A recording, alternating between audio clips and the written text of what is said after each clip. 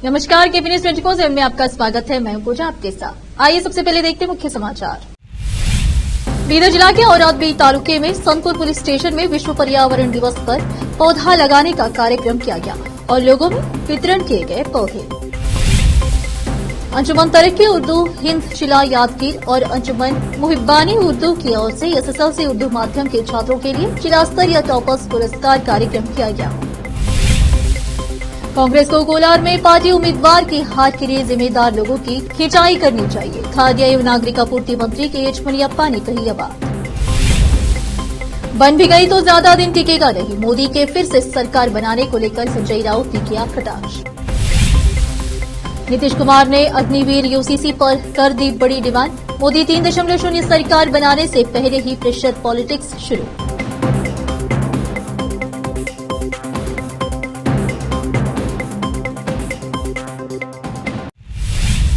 अब समाचार विस्तार से। बीदर जिला के औरादबी तालुके के संतपुर पुलिस स्टेशन में विश्व पर्यावरण दिवस के अवसर पर पौधा लगाने का कार्यक्रम किया गया। यहां पीएसआई ने संतपुर पुलिस स्टेशन में पौधे लगाकर और संतपुर की जनता को पौधे वितरित करके विश्व पर्यावरण दिवस मनाया गया। पीएसआई ने पर्यावरण जागरूकता और पर्यावरण को बचाने और पर्यावरण से हमें मिलने वाले सभी लाभों के बारे में बताया और इस बारे में बात की। उन्होंने कहा कि पृथ्वी पर मानव जाति के अस्तित्व के लिए पर्यावरण संरक्षण ही एकमात्र रास्ता है।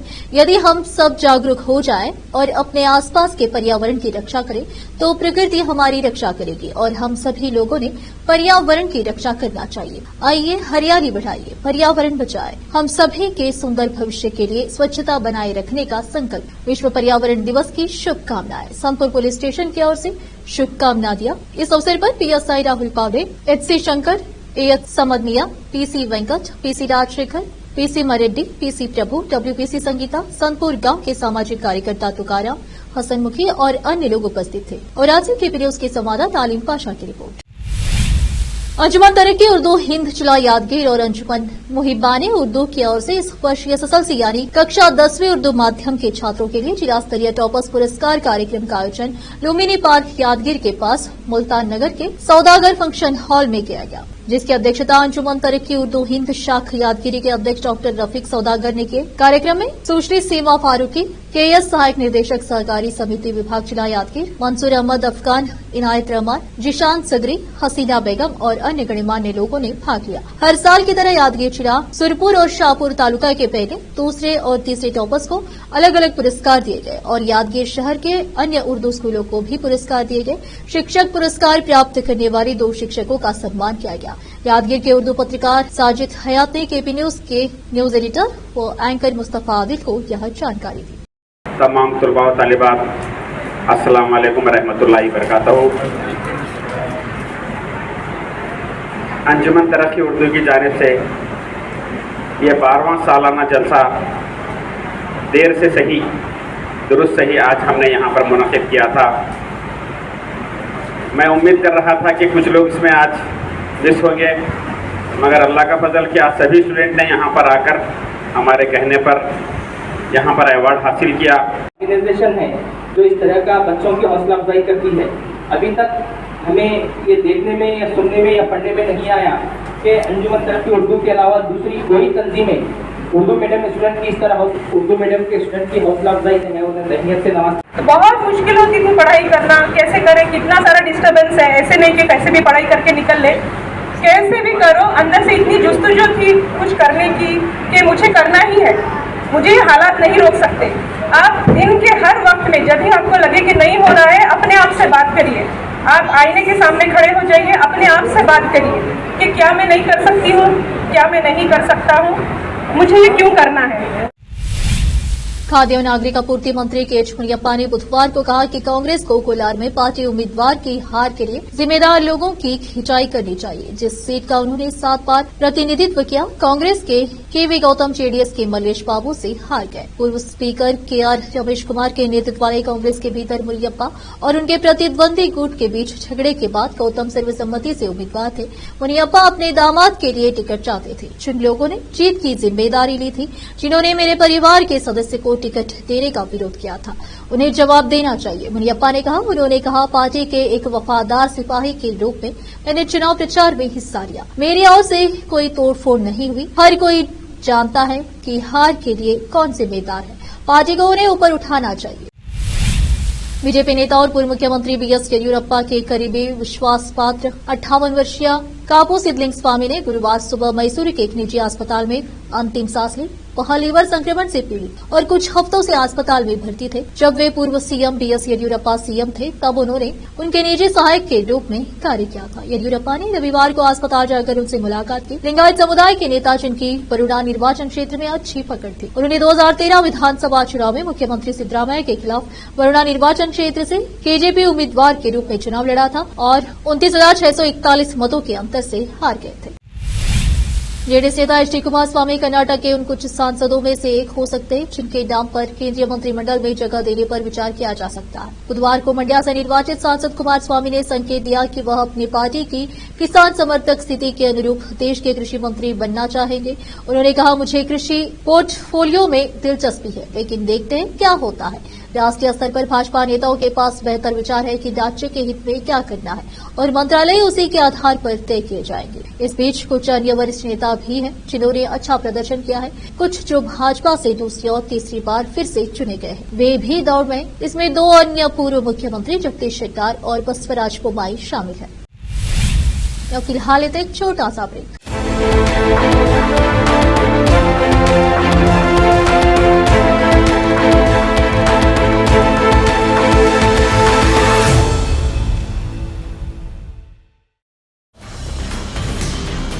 हिंदुस्तान के हर कोने में हम हैं मौजूद।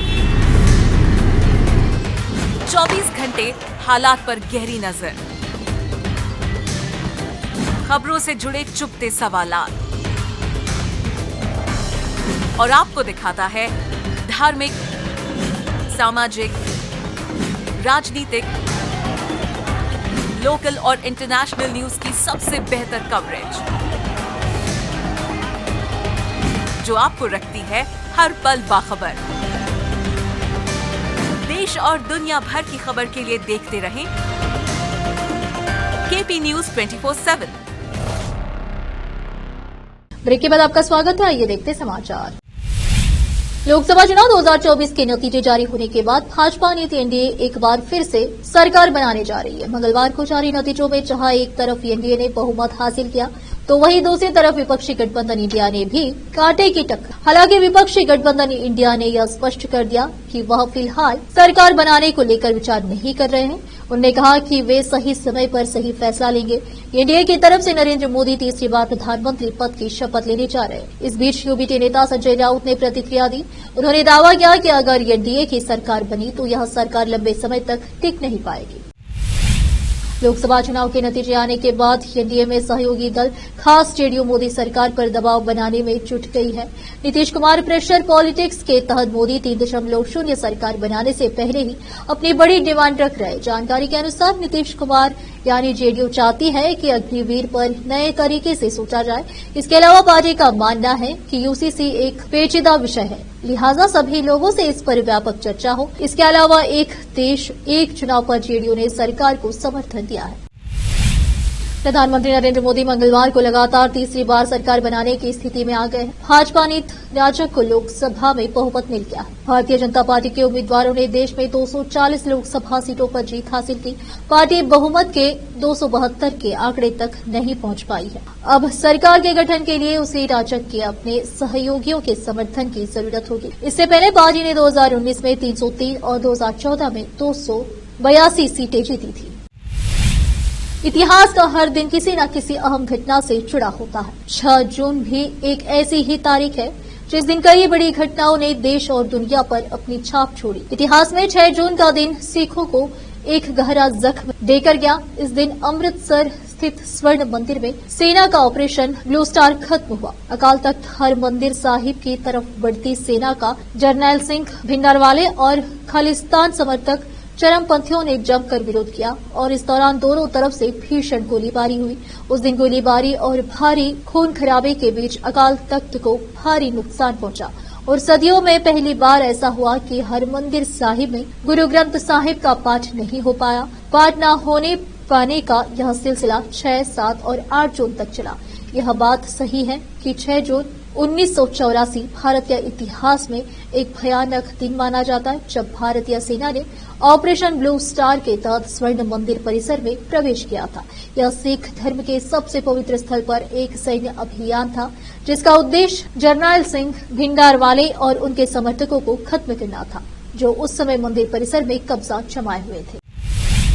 बिहार के मुख्यमंत्री नीतीश कुमार को लेकर बड़ी खबर आ रही है। सूत्र बता रहे हैं नीतीश कुमार एक बार फिर से लंदन के लिए निकलने वाले। नीतीश कुमार कल ही एनडीए की मीटिंग में शामिल होने के लिए पटना से दिल्ली पहुंचे थे। एनडीए की मीटिंग के बाद कल ही उन्हें पटना लौट जाने का कार्यक्रम था, लेकिन नीतीश कुमार दिल्ली में ही रुक गए हैं। माना जा रहा है कि लंदन जाने से पहले नीतीश कुमार मोदी कैबिनेट में जेडीयू कोटे से शामिल होने वाले मंत्रियों की लिस्ट तैयार कर रहे हैं। इसके लिए बीजेपी के आला नेताओं से आज बातचीत करेंगे। बता दें कि नीतीश कुमार के दिल्ली में रुकने की राजनीतिक व्यस्तता तो है ही, एक और वजह से नीतीश कुमार दिल्ली रुके हुए हैं। सूत्रों की माने तो नीतीश कुमार अगले मंगलवार को लंदन निकलने वाले हैं। आपको बता दें कि लोकसभा चुनाव के आगाज होने से पहले भी नीतीश कुमार लंदन चले गए थे।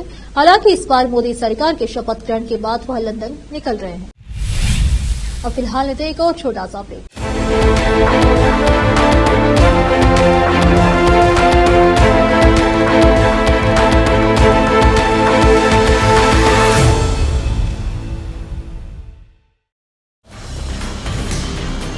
हिंदुस्तान के हर कोने में हम हैं मौजूद। 24 घंटे हालात पर गहरी नजर, खबरों से जुड़े चुपते सवालात, और आपको दिखाता है धार्मिक, सामाजिक, राजनीतिक, लोकल और इंटरनेशनल न्यूज की सबसे बेहतर कवरेज, जो आपको रखती है हर पल बाखबर। देश और दुनिया भर की खबर के लिए देखते रहें केपी न्यूज 24/7। ब्रेक के बाद आपका स्वागत है। आइए देखते हैं समाचार। तमिलनाडु के मुख्यमंत्री एमके स्टालिन ने दिल्ली एयरपोर्ट पर टीडीपी प्रमुख चंद्रबाबू नायडू से मुलाकात की। स्टालिन ने एक्स पर कहा कि मैंने उन्हें शुभकामनाएं दी है। हम तमिलनाडु और आंध्र प्रदेश के भाईचारे वाले राज्यों के बीच संबंधों को मजबूत करने के लिए सहयोग करेंगे। मुझे विश्वास है कि वह केंद्र सरकार में महत्वपूर्ण भूमिका निभाएंगे। वे दक्षिणी राज्यों की वकालत करेंगे और हमारे अधिकारों की रक्षा करेंगे। जैसे जैसे देश लगातार गर्मी का सामना कर रहा है, बढ़ते तापमान के कारण बड़े पैमाने पर गर्मी संबंधी समस्याएं पैदा हो रही है। जहां बहुत से लोग ज्यादा गर्मी से बचने के लिए घर के अंदर रह सकते हैं, वहीं अनगिनत श्रमिकों को अपनी दैनिक मजदूरी कमाने के लिए चिलचिलाती धूप सहन करनी पड़ रही है। भीषण गर्मी के बीच कंटेंट क्रिएटर सुचित शर्मा ने घर के बाहर धूप और गर्मी में काम करने वाले लोगों को छाछ के पैकेट बांटकर कुछ राहत देने का बीड़ा उठाया। अपने इंस्टाग्राम पर पोस्ट किए गए एक वीडियो में सुचित शर्मा दिल्ली में कार्यस्थलों और मेट्रो स्टेशनों का दौरा करते हुए दिखाई दे रहे हैं। वह गर्मजोशी भरी मुस्कान के साथ श्रमिकों के पास जाती है, उन्हें अपने पास आने के लिए आमंत्रित करती है और उन्हें ताजा छाछ के पैकेट देती है। वीडियो में उसे पैकेट वितरित करते हुए कैद किया गया है, जिससे मेहनती लोगों को राहत और खुशी का क्षण मिलता है। अपने पोस्ट के कैप्शन में सुचि ने लिखा, आइए इस भीषण गर्मी में करुणा के साथ एकजुट हो। वीडियो को ढेर सारे व्यूज और कमेंट्स मिले हैं। लोगों ने शर्मा को उनकी दयालुता के लिए धन्यवाद दिया और कमेंट किया कि कैसे हर किसी को इस चिलचिलाती गर्मी में काम करने वाले लोगों की मदद करने के लिए अपनी भूमिका निभानी चाहिए। शर्मा की पहल एक दूसरे का ख्याल रखने के महत्व को दर्शाती है, खासकर चरम मौसम की स्थिति के दौरान।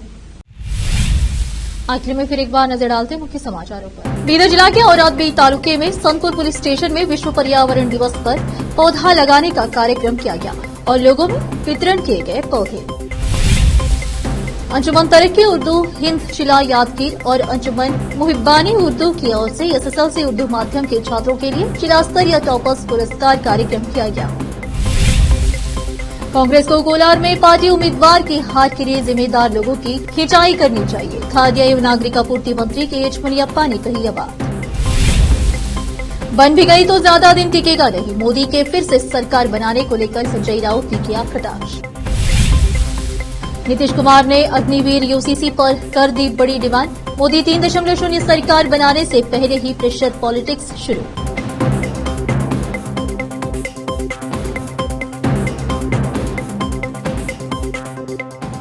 केपी न्यूज में इतना ही। देश प्रदेश के समाचारों के लिए देखते रहिए आपका अपना चैनल न्यूज 24/7 धन्यवाद।